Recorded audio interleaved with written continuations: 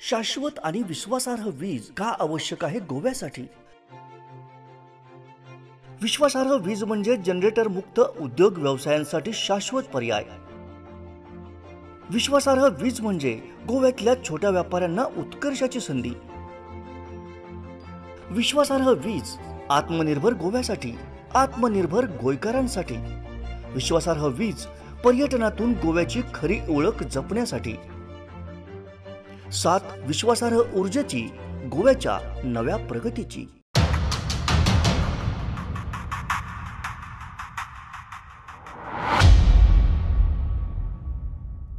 नमस्कार.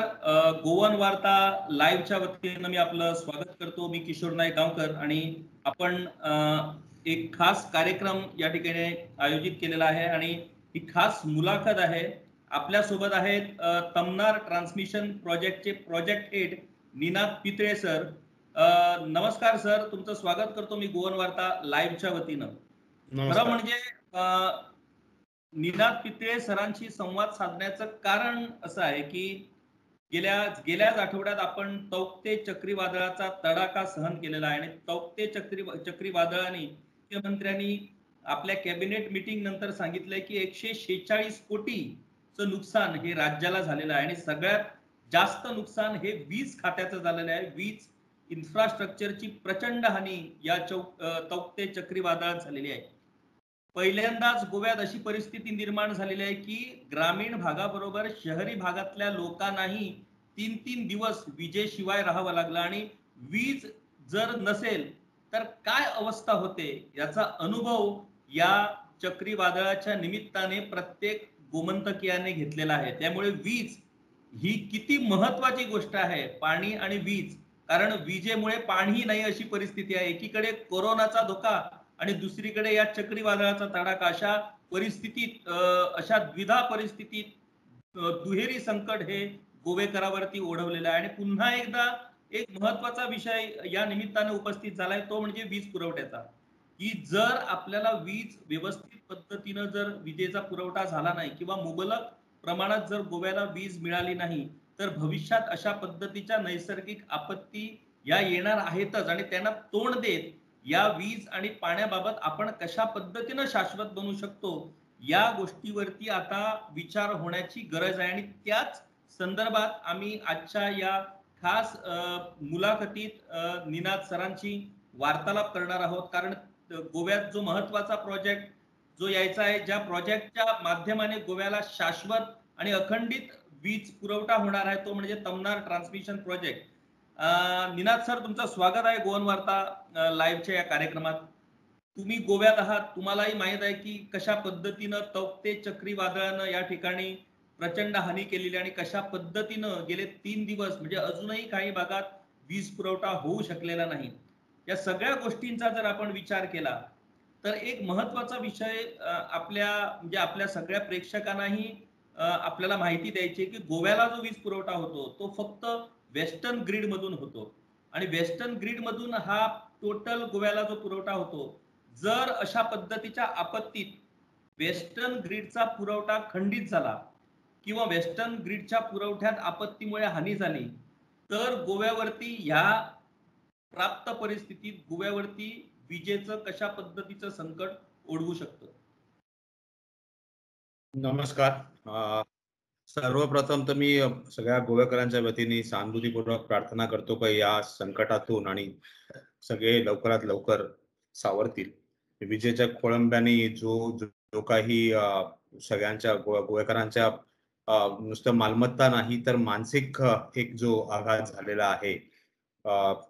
कंटिन्युअस 2 ते 3 दिवस वीज नसल्यामुळे लोकांना वेगवेगळ्या प्रकारच्या संकटाला सामोरे जावं लागलेलं आहे आणि ही परिस्थिती म्हणजे मी सुद्धा आज एक गोव्याचा रेसिडेंट सिटीजन म्हणून गोव्यात राहणारा आम्ही हे सगळं आपण सोसलेलं आहे.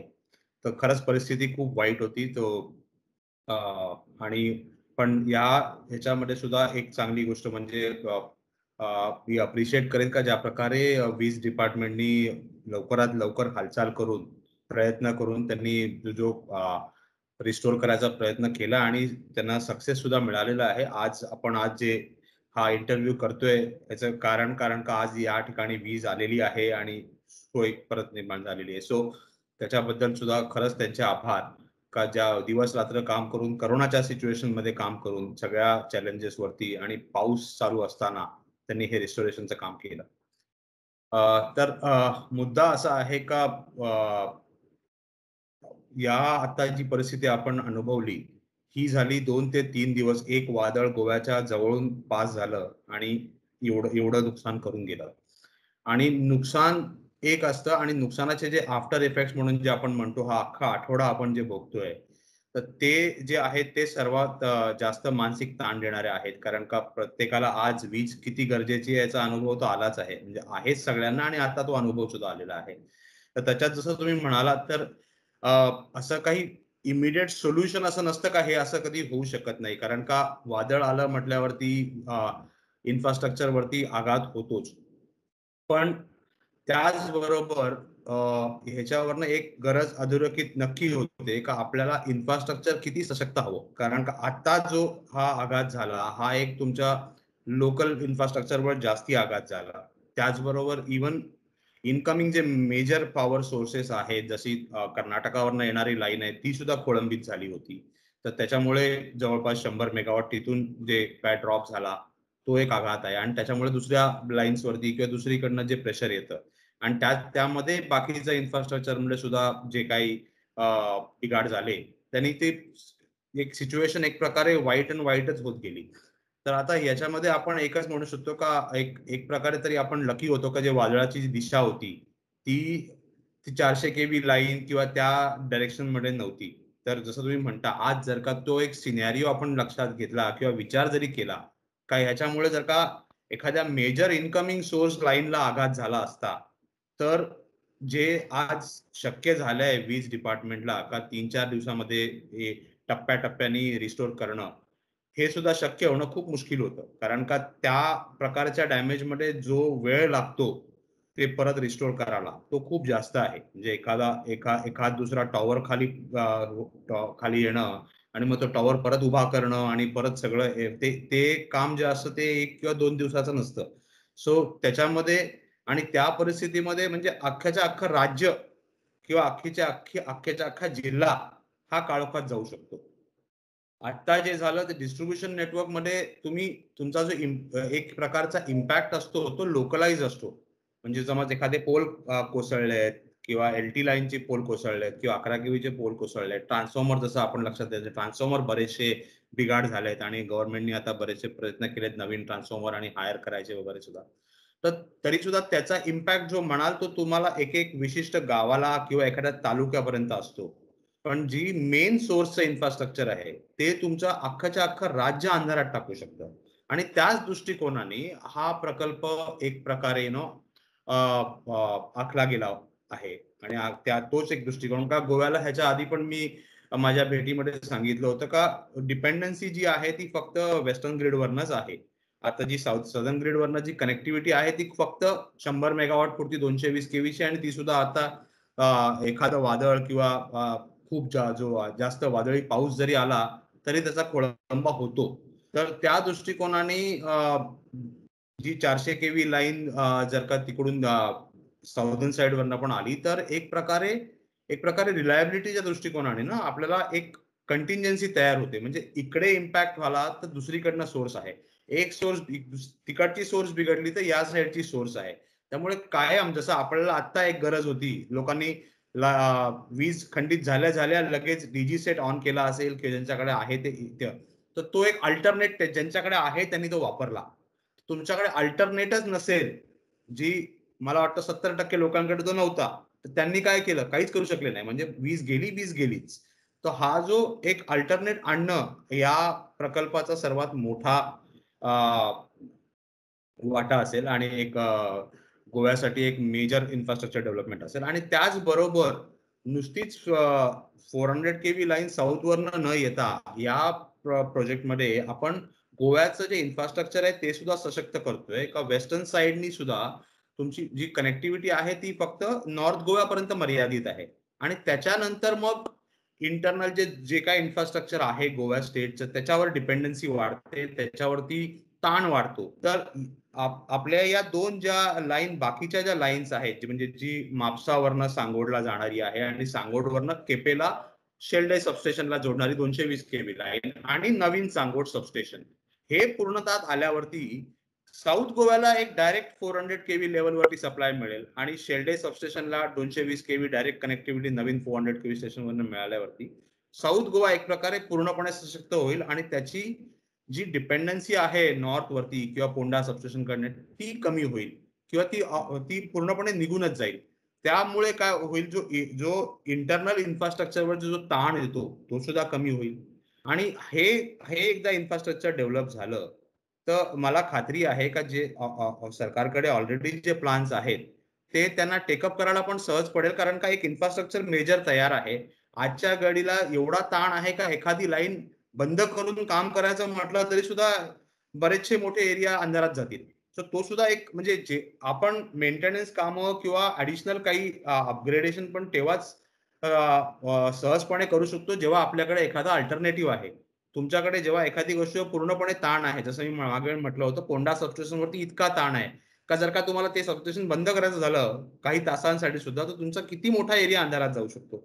सो त्या हिशोबाने पण एक प्रॉब्लेम आहे. सो एकदा का हे एक मेजर इन्फ्रास्ट्रक्चर सशक्त झालं, जसं एक मागे एक अॅनालॉजी दिली होती का आपण ठीक आहे घरातली एक पाईपलाईन ठीक करणं गरजेची असतेच, पण मेन सोर्स तर पाहिजे ठीक केलेली. जर तुम्ही कितीही सशक्त केली घरामधले इंटरनल किंवा तुमच्या सोसायटी मधली इंटरनल, तुमची मेन सोर्स ला जर का शाश्वत नसेल तर तो सर्वात मोठा इश्यू आहे. आणि त्याच्या संदर्भातच गोवा तमनार कमिटेड आहे का ते लवकरात लवकर तो इन्फ्रास्ट्रक्चर क्रिएट झाला तर तेवढा एक मदत मिळेल. आणि जे यावेळेस घडलं नाही तर आम्ही प्रार्थना करतो असं कधी घडू नये, पण जर का असं एखादं कोणतं वादळ जर त्यांनी असं त्या मेजर इन्फ्रास्ट्रक्चरला जर का इम्पॅक्ट केला जेव्हा आपल्याकडे बाकीचं क्रिएट नाहीये पुढचं इन्फ्रास्ट्रक्चर, तर खूप मोठी हानी होऊ शकते. आणि हा जो 2-3 दिवसाचा कालावधी सहजपणे 15 दिवस महिनाभरापर्यंत जाऊ शकतो आणि ती सिच्युएशन इमॅजिन सुद्धा करवत नाहीये. नक्कीच. म्हणजे तुम्ही महत्वाची माहिती दिली या संदर्भात. म्हणजे माझं म्हणणं असं आहे की आपण वारंवार एक गोष्ट अधोरेखित केलेली आहे की तमनार ट्रान्समिशन प्रोजेक्ट हा काय आहे आणि तो गोव्यासाठी कसा महत्वाचा आहे. म्हणजे आज प्रत्येकाचं काय होतं की मला वीज नाही. आज वीज नसल्यामुळे लोक जे संतप्त झालेले आहेत, म्हणजे अक्षरशः आमदार मंत्र्यांना सुद्धा आमदार मंत्र्यावर सुद्धा ते भडकलेले आहेत. पण वीज ही अशी गोष्ट आहे की आमदार मंत्रींची इच्छा जरी झाली तरी ती वीज पुरवठा ते करू शकत नाही, कारण त्याच्यासाठी बाकीच्या सगळ्या गोष्टी असतात. आणि वारंवार या तमनार प्रोजेक्टच्या संदर्भात जो काही गैरसमज लोकांच्या मनात पसरलेला आहे तो आपण वेळोवेळी दूर केलेला आहे. आणि कशा पद्धतीनं हा प्रोजेक्ट हा गोव्यासाठी कशा पद्धतीनं सहाय्यभूत ठरेल, गोव्याच्या भविष्यातली विजेची मागणी जी आहे ती या प्रोजेक्टमुळे कशा पद्धतीनं पूर्ण होऊ शकते. आताच आपण जसं म्हटलात की वेस्टर्न ग्रीड मधून गोव्याला पुरवठा होतो आणि या वेस्टर्न ग्रीड मधूनच उत्तर गोव्यातनं हा वीज पुरवठा दक्षिणेत पोहोचवला जातो. दक्षिणेसाठी वेगळ्या पद्धतीचं ट्रान्समिशन नाहीये. जे सदर्न ग्रीड वरून येतं ते फक्त 100 केव्ही येतं. त्यामुळे दक्षिण गोवा हा सुद्धा आता सध्याच्या परिस्थितीत वेस्टर्न ग्रीड वरतीच अवलंबून आहे. आणि जसं तुम्ही म्हटलं की समजा अशा पद्धतीची भविष्यात जर आपत्ती आली आणि वेस्टर्न ग्रीडची मेन लाईनच जर त्याला जर फटका बसला तर पूर्ण राज्य हे काळोखात जाऊ शकतं. आणि ह्या संदर्भातच तमनार प्रोजेक्टची गरज आणि तमनार प्रोजेक्ट हा गोव्यासाठी किती महत्वाचा आहे हे लोकांनी समजून घेण्याची गरज आहे. आणखी एक गोष्ट महत्वाची, जशी तुम्ही सांगितलं की गोव्यात वीज निर्माण होत नाहीये. पूर्ण वीज ही बाहेरून येते आणि त्यामुळे गोवेकरांना कदाचित काही गोवेकरांना माहीतही नसेल की वीज पुरवठा जो त्यांच्या घरात होतो तो कुठेतरी गोव्यात तयार होत नाही, तो बाहेरून आणावा लागतो. त्यामुळे बाहेरून जर तो आणायचा झाला तर त्याच्यासाठी वेगवेगळ्या इन्फ्रास्ट्रक्चर, वेगवेगळ्या गोष्टी या तयार कराव्या लागतात. आता मला एक सांगा की आपण असं गृहीत धरूया की तमनार प्रोजेक्ट उद्या कंप्लीट झाला आणि अशाच पद्धतीचं म्हणजे याच निमित्तानं मला एक गोष्ट सांगायची आहे की ग्लोबल वॉर्मिंग आणि एन्व्हायरमेंटच्या बाबतीत जे काय वेगवेगळे अहवाल सादर झालेले आहेत त्या अहवालात एक गोष्ट स्पष्ट झालेली आहे की अशा पद्धतीनं आता वेळोवेळी अशा पद्धतीनं आपत्ती, सायक्लोन म्हणा किंवा आणखी काही गोष्टी या आता चालूच राहणार आहेत. त्यामुळे आपल्याला या सगळ्या गोष्टींना सामोरं जाण्याच्या अनुषंगानेच आपलं इन्फ्रास्ट्रक्चर आणि आपल्याला तयारी करावी लागणार आहे. आता आपण असं गृहीत धरूया की समजा ह्या तौक्ते चक्रीवादळामुळे समजा तमदार प्रोजेक्ट हा कंप्लीट झालेला आहे गोव्यात आणि तौक्ते चक्रीवादळामुळे समजा वेस्टर्न ग्रीडला जर हानी झाली आणि वेस्टर्न ग्रीडचा पुरवठा जर बंद झाला तर तमनार प्रोजेक्टच्या माध्यमाने संपूर्ण गोव्याला कशा पद्धतीनं पुरवठा होऊ शकतो आणि संपूर्ण गोवा हा अखंडित वीज लोकांना मिळू शकते, कशा पद्धतीनं हे होऊ शकतं हे जरा एक्सप्लेन करू शकाल का तुम्ही? हो, नक्की. तर या प्रोजेक्टमध्ये सर्वात महत्वाची बाब हीच आहे का प्रोजेक्ट कन्सेप्ट जो झाला तर ह्याच्यावरती का गोव्याला रिलायबिलिटी आणली पाहिजे. प्रत्येक राज्याला रिलायबिलिटी हवी असते आणि रिलायबिलिटी आली पाहिजे. तर रिलायबिलिटीचा कन्सेप्ट खूप सोपा आहे. तुमच्याकडे एक पेक्षा जास्त तरी सोर्स हवी. जेव्हा तुम्ही म्हणता का एखादी सोर्स माझा बिघाड होऊ शकतो, तांत्रिक म्हटल्यावरती बिघाड आलाच, तो कोणत्याही प्रकारचा होऊ शकतो. तर तो तांत्रिक बिघाड जर का झाला तर तुमची जर का डिपेंडन्सी फक्त एकाच सोर्सवर असेल तर तुम्ही प्रॉब्लेम मध्ये येणार. तर त्याच्यासाठीच आणि जी कनेक्टिव्हिटी आजच्या दिवशी साऊदर्न ग्रिडची आहे ती लिमिटेड असल्यामुळे 220 केबीची असल्यामुळे, जुनी लाईन असल्यामुळे ती सुद्धा वारंवार ट्रिप होते. आता ही हे तर चौथं झालं. मला वाटतं ती लाईन एखादं साधारण वादळ जर आलं तरी ती जंगलामधनं जाते. 220 केबीची लाईन आहे आणि त्याच्यामध्ये ट्रिपिंग ही वारंवार होत राहते. तर त्यामुळे हा जो काय भार आहे तो सोर्स परत म्हणजे डिपेंडन्सी, सर्वात जास्त डिपेंडन्सी एकाच साईडला येते. तमनार प्रोजेक्ट प्रकल्प पूर्ण झाल्यावरती गोव्याला दोन गोष्टी घडतायत. एक तर ज्या लाईन आपण नॉर्थ पासून साऊथ पर्यंत बांधतोय गोव्याच्या आतमध्येच या प्रकल्पामध्ये, ते जे इन्फ्रास्ट्रक्चर आहे ते इन्फ्रास्ट्रक्चर साऊथ गोव्याला सशक्त करणार आहे. का पॉवर जी आहे की 400 केवीची पॉवर जी असते ती एक high standard, high quality, high voltage लेवलची पॉवर असते. तर ती डायरेक्ट 400 केवीची सोर्स साऊथ गोव्यापर्यंत येईल आणि मग तिकडून त्या क्वालिटीची पॉवर जेव्हा शेल्डेला पोहोचते म्हणजे साऊथ गोवा एक प्रकारे इंडिपेंडेंट होतो आणि नॉर्थ गोवा एक प्रकारे इंडिपेंडेंट होतो. हा एक भाग झाला का, म्हणजे त्याचं एक इन्फ्रास्ट्रक्चर तयार झालं. दुसरं म्हणजे एक टेक्निकल शब्द आहे एटीसी, म्हणजे जो एटीसीच्या हिशोबाने गोव्याचा जो एटीसी चीफ इंजिनियर पण सांगत असतं का 600 मेगावॉटच आहे. तो बेसिकली जे केंद्र सरकारमध्ये जो पॉवर ऑपरेशन जे करतात, म्हणजे राज्याला अलोकेट करतात किती पॉवर मिळू शकेल, तर ती पॉवर जी मिळणं आहे ते डिपेंड करतं तुमच्याकडे इन्फ्रास्ट्रक्चर काय प्रकारचं आहे त्याच्यावरती त्याचं कॅल्क्युलेशन येतं. तर आता त्यामुळे एटीसी फक्त 600 आहे, पण जेव्हा तुमच्याकडे एक ऍडिशनल 400 केवीचं सबस्टेशन येईल, हे ऍडिशनल इन्फ्रास्ट्रक्चर येतील, तेव्हा तुमच्याकडे एटीसी पण वाढू शकतो, तुम्हाला ऍडिशनल पॉवर मिळू शकते. आणि तेच म्हटलेलं आहे की जेव्हा हा प्रोजेक्ट पूर्ण होईल तेव्हा गोव्याला 1200 मेगावॉट पॉवरचं देवाणघेवाण होऊ शकतो. तर त्यामुळे, आणि नुसतं 1200 मेगावॉट पॉवरचं देवाणघेवाण होऊ शकत नाही, तर दोन सोर्स राहतील गोव्याला. म्हणजे साधारण दिवशी तुम्ही त्याच्यातनं शेअर करू शकता कोणत्या सोर्सवरनं किती पॉवर घ्यायची, आणि अशा कोणत्या सिच्युएशन मध्ये जेव्हा एखादी सोर्स ठप्प होईल तेव्हा तुमची दुसरी सोर्स पूर्णपणे तुमची रिक्वायरमेंट जी आहे ती पुरवू शकते. तर हा एक मोठा मुद्दा आहे. त्यामुळे इन्फ्रास्ट्रक्चर ह्याच्यासाठी गरजेचं आहे. आणि आज एवढा प्रगतिशील असताना, आपला देश प्रगतिशील असताना, राज्य प्रगतिशील असताना, ही खूप बेसिक गोष्ट आहे का विजेच्या दृष्टिकोनाने कोणत्याही राज्याला कंटिन्जन्सी हवीच, N- कंटिन्जन्सी हवीच. कमीत कमी 2 सोर्स तर हव्याच. पुढे जाऊन तिसरी तर तो एक जसं प्रगती होईल वगैरे, पण 2 सोर्स तर मिनिमम हव्यात.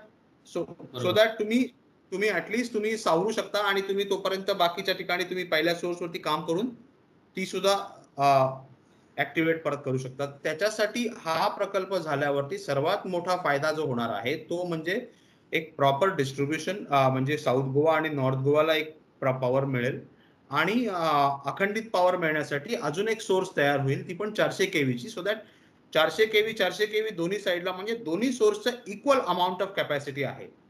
म्हणजे आज आपण हे बघितलेलं आहे की एका साईडच्या सोर्सची कॅपॅसिटी एवढी आहे का पूर्ण गोव्याला पॉवर देऊ शकते, तर मग त्याच प्रकारे दुसरी सोर्स पण तेवढीच पॉवर देऊ शकते. सो अशा कोणत्या सिच्युएशन मध्ये जिथे आज नॉर्थ वेस्टर्न ग्रिडची पॉवर बंद पडली तर साऊथ वरनं चालू राहील, साऊथची बंद पडली तर वेस्टर्न वरनं चालू राहील.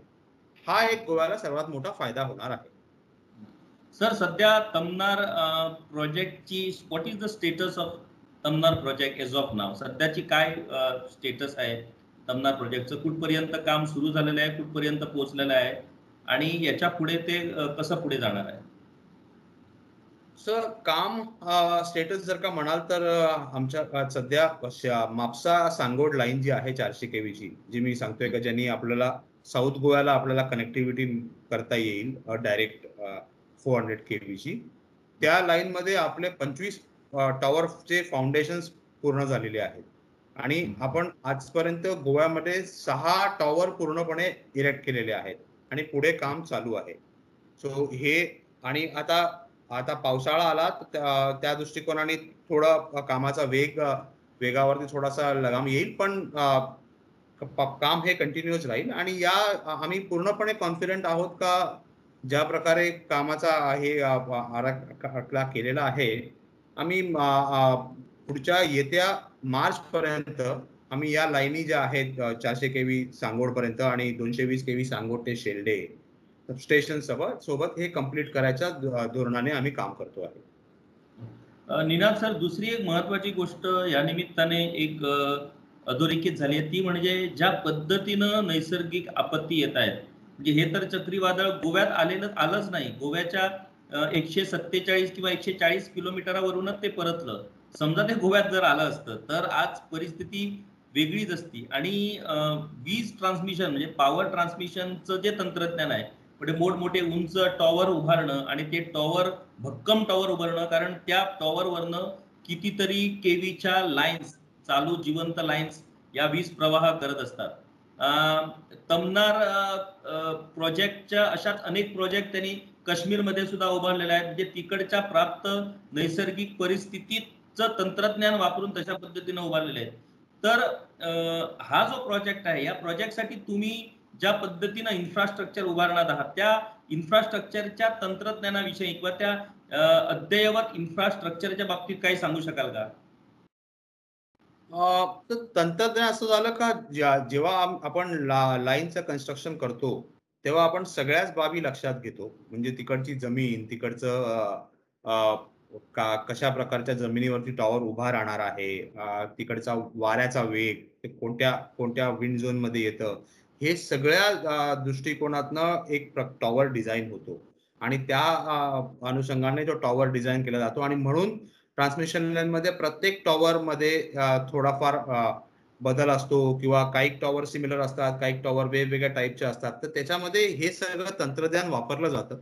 या सगळ्या गोष्टींचा बारकाईने अभ्यास केला जातो आणि त्यामुळे म्हणजे अगदी जेव्हा आम्ही म्हणतो का एखादा टॉवर इकडे न लावता थोडासा बाजूला लावणं, हे असं मिनिटामध्ये डिसाईड करता येत नाही. त्याच्यामागे बरंचसं तंत्रज्ञान आणि बरंचसं अभ्यास करावा लागतो का काय होईल, काय फरक पडेल, तोच टॉवर वापरता येईल का, कोणता दुसरा टॉवर लागेल का किंवा करता येईल का, ह्या सगळ्या गोष्टींचा अभ्यास करूनच टॉवर लाईन ही उभारली जाते आणि त्या हिशोबाने ते टॉवर आणि एक लॅटिस टाईप टॉवर जे आपण म्हणतो, तर मग ते त्या अनुषंगाने डिझाइन केले जातात का तो एखादा एक विशिष्ट लेवल पर्यंत हवेचा दाब आणि ते सगळं काही धोरण घेऊनच तो डिझाइन केला जातो. तर त्यामुळे ते एक तंत्रज्ञान आहे का आपण बघत असाल का बऱ्याचशा याच्यामध्ये आपण ट्रान्समिशन लाईन म्हणजे पण तरी सुद्धा वादळ असतं. सो एखाद्या याच्यामध्ये आपण आघात कधीही पूर्णपणे कोणीच आजपर्यंत काही बनवू शकलेलं नाहीये का ते कधीच त्याला काही इजा होणार नाही. पण एवढं नक्की सांगू शकतो का तंत्रज्ञानाचा पुरेपूर वापर करून काळजी ही घेतली जाते का वाईट परिस्थितीमध्ये सुद्धा ते इन्फ्रास्ट्रक्चर सस्टेन करेल, ह्याची काळजी नक्की घेतली जाते. सर, मला एक सांगा, एक कॉमन म्हणजे एक सामान्य माणसाच्या मनातला एक प्रश्न, हे जे उंच टॉवर जे उभारले जातात या ट्रान्समिशन लाईनसाठी, त्या टॉवरचं म्हणजे आता आपण बघितलं की वेस्टर्न ग्रिडचे जे टॉवर्स उभारले आहेत, ते आता कितीतरी वर्ष झाले ते टॉवर्स उभारलेले आहेत. तर त्यांचं मेंटेनन्स हे कशा पद्धतीनं होतं आणि ते टॉवर्स व्यवस्थित आहेत का, ते घट्ट आहेत का, त्यांना काही धोका नाही का, ह्या पद्धतीचं काम हे कसं काय चालतं? तर मेंटेनन्स टीम सतत काम करत असते. मेंटेनन्स टीममध्ये त्यांच्या अधोरेखित केलेले मेंटेनन्स प्लॅन असतात, ज्याच्यामध्ये त्यांचं व्हिज्युअल चेक्स चालू असतात, पिरियॉडिक चेक्स चालू असतात, व्हिज्युअल चेक्स चालू असतात आणि आपण सध्याच्या दिवसामध्ये तर खूप ॲडव्हान्स तंत्रज्ञान सुद्धा वापरतो. जसं वापरलं जातं, जसं ड्रोननी स्टडी केलं जातं का बाबा कुठे बोल्ट्स, नट्स वगैरे कसे आहेत, मेंटेन आहेत का? लाईन्स क्लिनिंग केलं जातं शटडाऊन घेऊन. आणि याच्यामध्येच जे आपण मागे पण आता डिस्कस केलं होतं का जी जी लाईन आपल्याला गोवा पुरवठा करते, त्याचं सुद्धा तिचं देखरेख ठेवण्यासाठी आणि ती लाईन कायमस्वरूपी म्हणजे अशा कोणत्या कॅलॅमिटीज फेस करू शकावी म्हणून त्याचा रेग्युलर मेंटेनन्स सुद्धा करावं लागतं. आणि ह्याच्यामध्ये जेव्हा ते रेग्युलर मेंटेनन्स करावं लागतं, तेव्हा काही कालावधीसाठी लाईन ही डाउन सुद्धा करावी लागते. जेणेकरून लोकं त्याच्यावरती टॉवरवर चढून काम करू शकतील. आणि याच्यामध्ये सुद्धा सध्या गोवाला एक खूप प्रमाणामध्ये इम्पॅक्ट होतो, का जेव्हा कधी त्या 400 केव्ही लाईनचा शटडाउन मागितला जातो, काम करण्यासाठी वगैरे, तेव्हा तेव्हा सुद्धा गोव्याकडे खूप मोठा प्रश्न येतो, का तो शटडाउन दिल्यावरती काय होणार? म्हणजे ती जी तारांबळ उडते, तो एक खरंच एक मोठा भाग आहे. आणि ज्याच्यामध्ये आपण हे मागे सुद्धा आपण चर्चा केली होती का इंडस्ट्रीला मग पॉवर कट केली जाते, कारण का पॉवर पुरवठाच कमी होतो आणि का एखादी लाईन डाऊन करावी लागते. पण हे गरजेचे भाग आहेत, कारण का तो एक कळ सोसणं गरजेची आहे, कारण का ती कळ सोसली नाही आणि मेंटेन केल्या नाहीत लाईन, तर मग त्या लॉंग टर्म मध्ये अशा कोणत्या संकटामध्ये खूप मोठी हानी होऊ शकते. आणखी एक गोष्ट महत्वाची म्हणजे वीज ही किती महत्वाची आहे गोष्ट.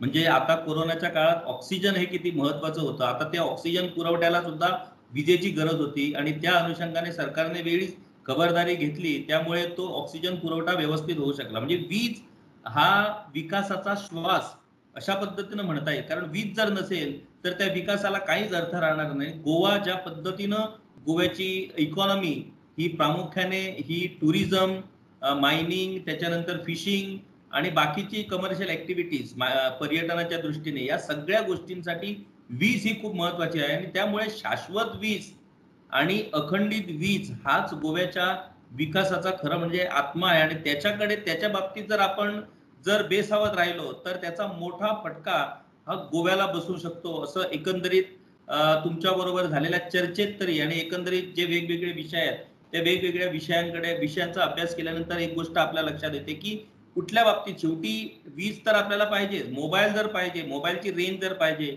तर टॉवर हा असावाच लागतो. विदाउट टॉवर मोबाईलची रेंज असू शकत नाही. आता तो कुठे असायला पाहिजे, कशा पद्धतीनं काळजी घ्यायला पाहिजे, पर्यावरणाची हानी कशा पद्धतीनं कमी कमी करून तो उभारता येईल, या सगळ्या गोष्टी आहेत. आणि या सगळ्या गोष्टींचा विचार तमनार प्रोजेक्टच्या बाबतीत झालेला आहे. हे आपण यापूर्वीच्या इंटरव्ह्यू मध्येही बघितलेलं आहे की कशा पद्धतीनं तमनार प्रोजेक्टच्या बाबतीत कमीत कमी पर्यावरणाची हानी कशा पद्धतीनं होईल याचा विचार करूनच तमनार प्रकल्पाची आखणी केलेली आहे.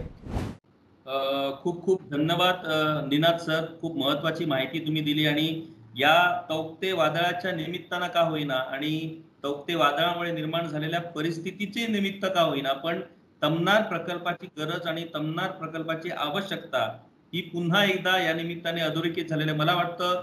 किमान जे लोक तमनार प्रकल्पाला वेगवेगळ्या गैरसमजुतीने आणि वेगवेगळ्या कारणामुळे जे विरोध करत आहेत त्या लोकांना आता खऱ्या अर्थानं तमनार प्रकल्पाची गोव्यासाठी कशासाठी गरज आहे ही गोष्ट त्यांना या निमित्ताने निश्चितपणे पटली असणार. आणि गोव्याचा जो खऱ्या अर्थाने गोव्याच्या भविष्याचा जो विचार करतो की भविष्यात जर आपल्याला शाश्वत वीज पाहिजे असेल तर तमनार प्रकल्पाला पर्याय नाहीये. कारण ज्या पद्धतीनं केंद्र सरकारने ज्या गोव्याच्या विकासाच्या संदर्भात या प्रकल्पाची आखणी केलेली आहे ही खूप महत्वाची आहे. गोव्याच्या भवितव्याच्या दृष्टीनं विचार करूनच या प्रकल्पाची आखणी केलेली आहे. आणि त्या अनुषंगानं तमनारचं महत्व या आजच्या परिस्थितीनं पूर्णपणे पुन्हा एकदा स्पष्टपणे अधोरेखित झालेलं आहे.